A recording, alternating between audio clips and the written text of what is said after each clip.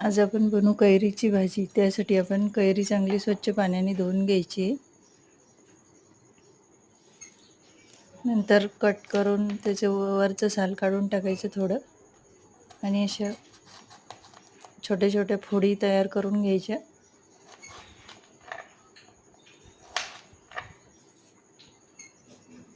आपल्या फोडी कापून तयार झालेल्या. आता कढईत तेल टाकू.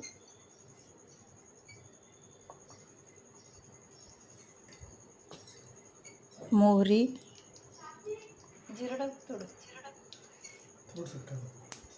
जिरं,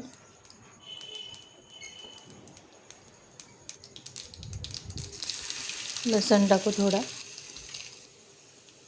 हळद, थोडं तिखट टाकू. नंतर त्यात कापलेली कैरी टाकून द्यायची.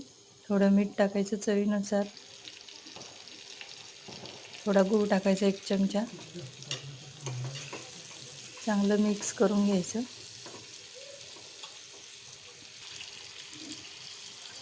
थोडंसं पाणी टाकायचं. त्याच्यावर झाकण ठेवून 5 मिनटं कैरी चांगली शिजू द्यायची. 5 मिनटानंतर आपली कैरीची भाजी तयार झालेली. एकदा करून बघा. उन्हाळ्यात खूप छान लागते आणि तब्येतीला पण चांगली असते.